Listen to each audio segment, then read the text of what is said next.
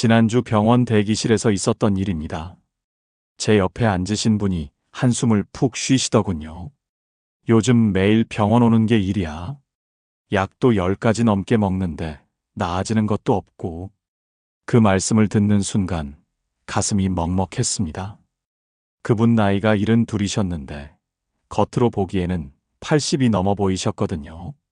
그런데 더 놀라운 건 따로 있었습니다. 일주일 후 등산 모임에서 76 되신 분을 만났습니다. 그분은 60도 안 돼 보이셨습니다. 3시간 산행을 하는데 저보다 기운이 넘치시더군요. 같은 70대인데 왜 이렇게 다를까요? 유전자 때문일까요? 아닙니다. 제가 30년 넘게 이 분야를 연구하면서 깨달은 게 있습니다. 건강한 사람과 그렇지 않은 사람의 차이는 단 하나입니다. 매일 반복하는 습관입니다. 오늘 제가 여러분께 드릴 말씀은 아주 중요합니다. 지금 이 순간에도 우리나라 60대 이상 대부분이 건강을 해치는 습관을 반복하고 계십니다. 그것도 건강을 위해서 말이죠.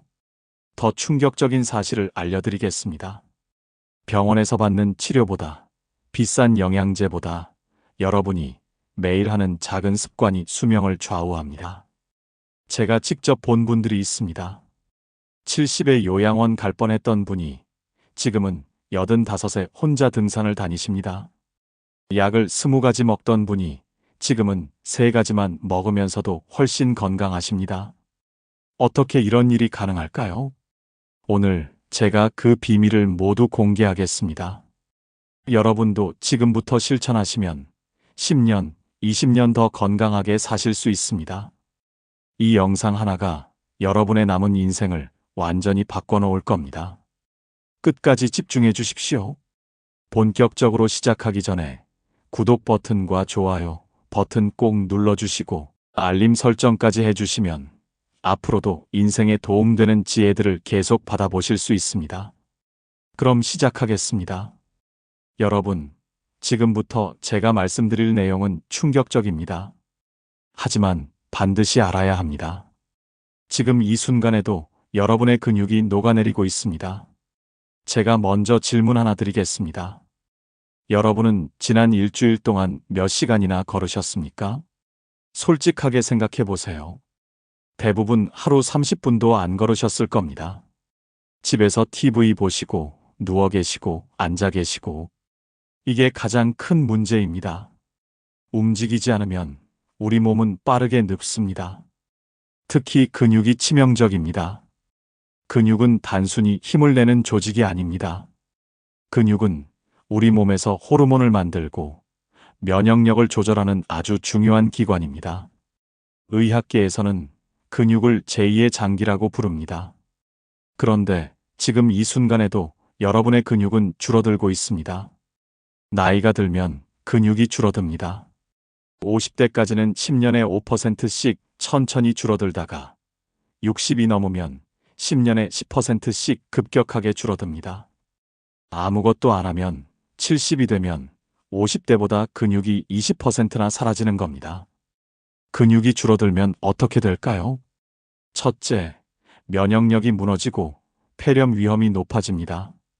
노년층 사망 원인 중 폐렴이 상위권인 이유가 바로 이것입니다. 둘째, 당뇨병과 치매 위험이 급격히 높아집니다.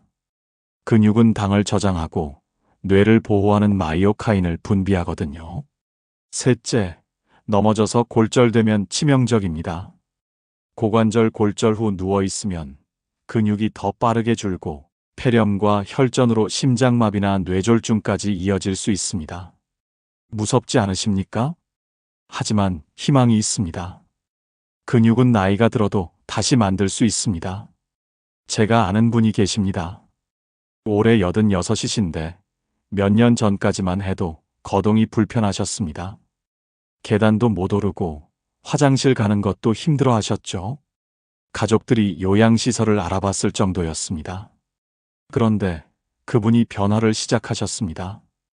매일 아침 페트병 2개에 물을 채워서 들어올리기 시작하셨습니다. 처음엔 10번도 힘드셨지만 매일 꾸준히 하셨습니다. 몇 달이 지나자 놀라운 변화가 일어났습니다. 의자에서 일어서는 게 수월해지고 계단을 오를 수 있게 되고 지팡이 없이도 걸을 수 있게 되셨습니다. 지금은 혼자 장도 보러 다니시고 친구들과 등산도 다니십니다. 86 나이의 말입니다. 근육은 나이가 들어도 다시 만들 수 있습니다. 포기하지 마십시오. 거창한 운동은 필요 없습니다. 집에서 할 수 있는 간단한 것들만으로 충분합니다. 의자에 앉았다가 일어서기를 하루 20번만 하세요.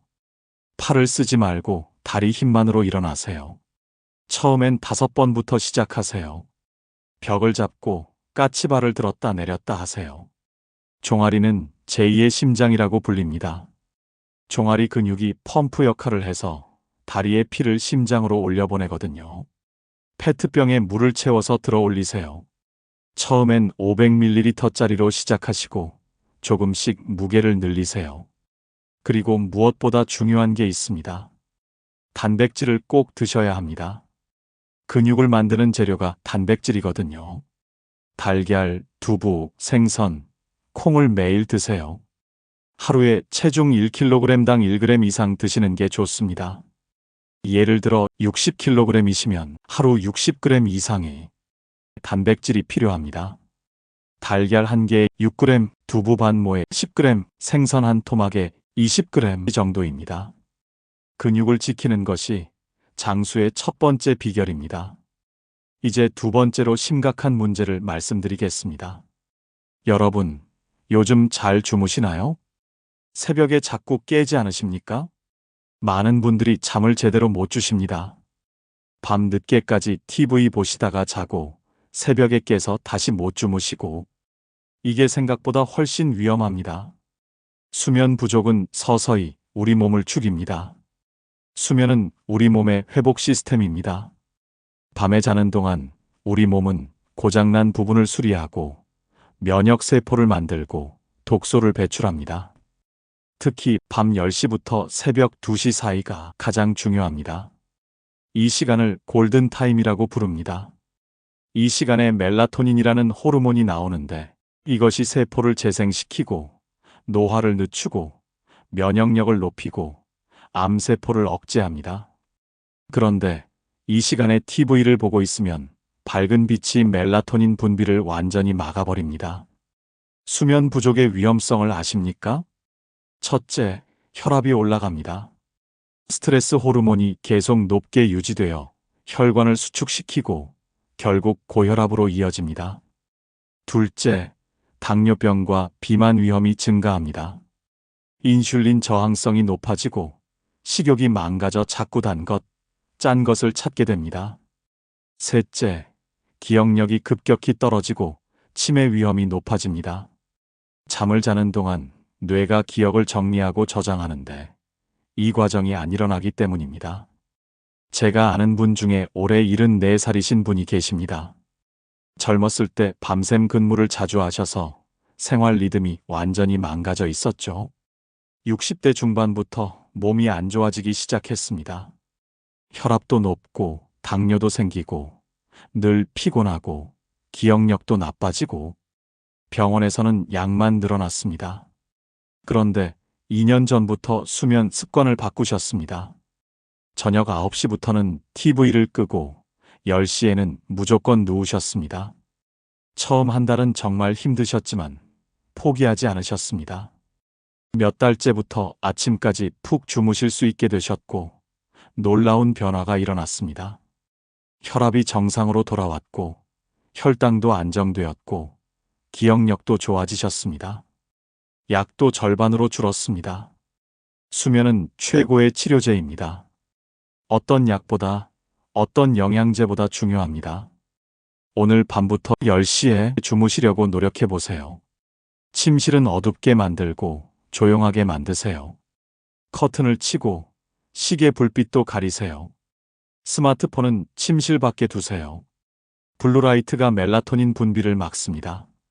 낮에 햇볕을 쬐는 것도 중요합니다. 햇볕을 쬐면 세로토닌이 나오고 이게 밤에 멜라토닌으로 바뀝니다. 이제 세 번째 이야기입니다.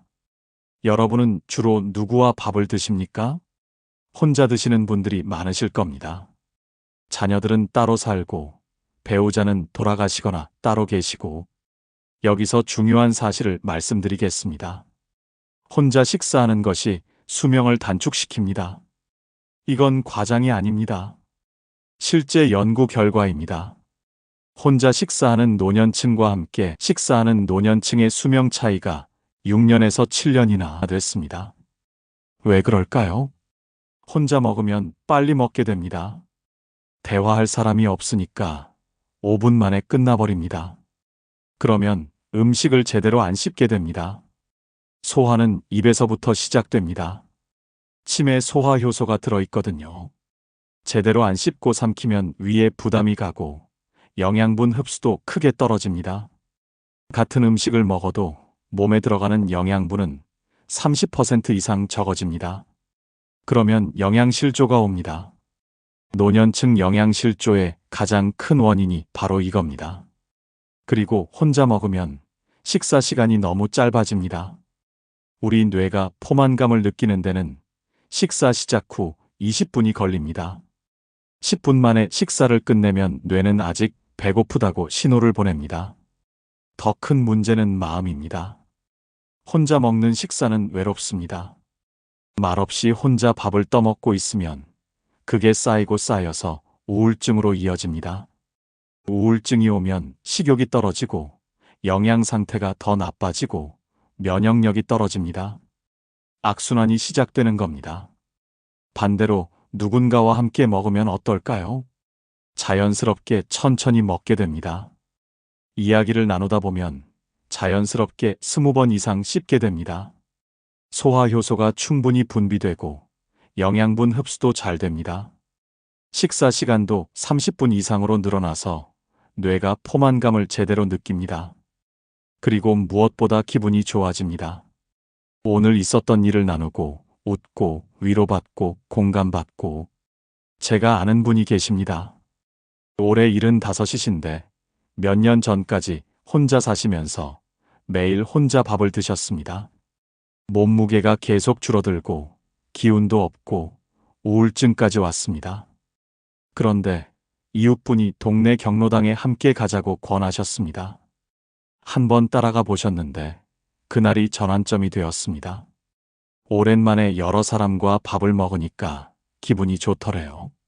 이야기도 나누고 웃기도 하고 밥맛도 돌아왔습니다. 그 이후로 거의 매일 경로당에 나가십니다. 몇 달 지나니까 몸무게도 늘고 얼굴에 생기도 돌고 우울증도 사라졌습니다.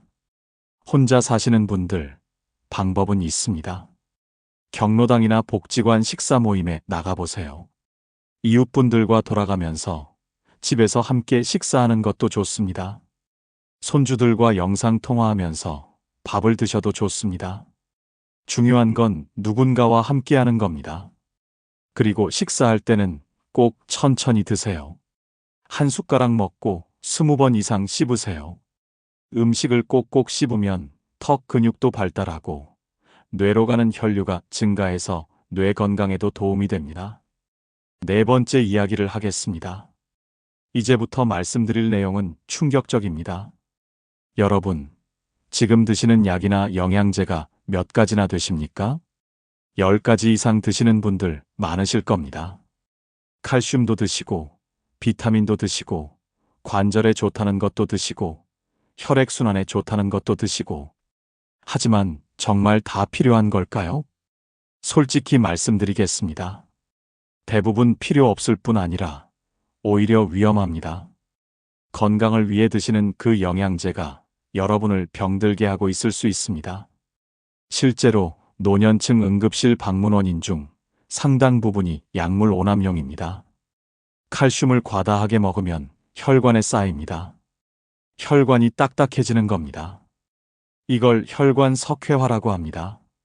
국제학술지 연구를 보면 칼슘제를 과다 복용한 노년층의 심혈관 질환 위험이 상당히 높았습니다. 칼슘은 음식으로 먹는 게 가장 좋습니다. 멸치, 우유, 두부, 뱅어포에 칼슘이 충분히 들어 있습니다. 비타민C도 마찬가지입니다. 하루 1000mg 이상을 계속 먹으면 신장에 무리가 가고 신장 결석이 생길 위험이 높아집니다. 비타민C는 과일로 먹으면 충분합니다. 귤 2~3개, 딸기 1줌, 토마토 1개면 하루 필요량을 채울 수 있습니다. 약도 조심해야 합니다. 여러 병원에서 약을 받다 보면 같은 성분이 중복되는 경우가 많습니다. 특히 고혈압약이나 당뇨약은 절대 임의로 끊으면 안 됩니다. 혈압이나 혈당은 약으로 조절되는 거지 병이 나은 게 아닙니다. 약을 끊으면 다시 올라가고 갑자기 약을 끊으면 응급실에 실려가는 경우도 있습니다. 자연식품으로 영양을 채우세요. 신선한 채소, 과일, 생선, 콩, 견과류. 이런 음식들이 최고의 영양제입니다. 우리 전통 음식도 훌륭합니다. 된장, 김치 같은 발효식품은 장 건강에 아주 좋습니다. 장이 건강해야 면역력이 좋아집니다. 우리 몸 면역세포의 70%가 장에 있거든요. 미역, 다시마 같은 해조류도 좋습니다. 미네랄이 풍부하고 식이섬유도 많아서 장 건강과 혈당 조절에 도움이 됩니다. 매일 5가지 색깔의 음식을 드세요. 빨강은 토마토, 노랑은 호박, 초록은 시금치, 하얀색은 무, 검은색은 검은 콩. 이렇게 다양하게 드시면 영양제가 필요 없습니다. 지금 드시는 영양제를 다 적어보세요. 그리고 의사와 상담해서 정말 필요한 것만 남기세요. 약도 정리해보세요. 여러 병원에서 받은 약들을 다 가져가서 의사한테 보여주시고 중복되는 건 없는지 확인하세요. 5번째 이야기입니다. 여러분, 하루에 얼마나 걸으십니까? 아마 대부분 거의 안 걸으실 겁니다. 집에만 계시고, TV 보시고, 누워 계시고, 이게 여러분의 수명을 갉아먹고 있습니다. 움직이지 않으면 우리 몸은 빠르게 망가집니다. 근육이 줄어들고, 뼈가 약해지고, 관절이 굳고, 혈액순환이 안 됩니다. 특히 혈액순환 문제가 심각합니다. 오래 앉아 있거나 누워 있으면 다리 혈관에 혈액이 고여 혈전이 생기고 이게 혈관을 막으면 심근경색이나 뇌졸중이 올 수 있습니다. 뇌도 약해집니다. 뇌는 자극을 받아야 건강합니다. 새로운 풍경을 보고 사람을 만나고 몸을 움직여야 뇌가 활성화됩니다. 하루 종일 집에만 있으면 기억력이 떨어지고 판단력이 흐려지고 치매 위험도 크게 높아집니다. 햇빛도 못 받으면 비타민 D가 부족해집니다. 피부가 햇빛을 받으면 비타민 D가 합성되는데 이것이 뼈 건강과 면역력에 필수적입니다. 비타민 D가 부족하면 아무리 칼슘을 많이 먹어도 뼈에 흡수가 안 되고 감기나 폐렴 같은 감염성 질환에 취약해집니다. 매일 걸으세요. 하루 30분만 걸어도 됩니다. 빠르게 걸을 필요 없습니다. 천천히 걸으면서 깊게 숨 쉬세요. 주변을 둘러보세요. 나무를 보고, 하늘을 보고, 구름을 보고, 새를 보고, 꽃을 보세요. 계절의 변화를 느끼세요. 이런 게 다 뇌에 자극이 됩니다. 처음에는 집 앞 골목만 한 바퀴 돌아도 됩니다. 그것도 힘드시면 베란다에 나가서 햇빛만 쬐세요. 집에서라도 스트레칭을 하세요. 팔을 크게 돌리고 다리를 천천히 들어 올리고 허리를 좌우로 돌려보세요. 목도 천천히 돌리고 어깨도 돌리고 이런 간단한 동작만으로도 혈액순환이 좋아지고 관절도 부드러워집니다. 제가 아는 분이 계십니다. 올해 82이신데 몇 년 전까지만 해도 거의 집 밖에 안 나가셨습니다. 넘어질까봐 무서워서 집에만 계셨죠. 그런데 매일 조금씩 걷기 시작하셨습니다. 처음엔 집 앞 10m만 걸었지만 매주 조금씩 거리를 늘렸습니다. 몇 달 지나니 공원을 한 바퀴 돌 수 있게 되셨고 지금은 매일 30분씩 동네를 산책하십니다. 건강도 좋아지고 기분도 좋아지고 우울감도 사라지셨다고 합니다. 움직임은 생명입니다. 멈추면 늙고 움직이면 젊어집니다. 마지막 6번째 이야기입니다.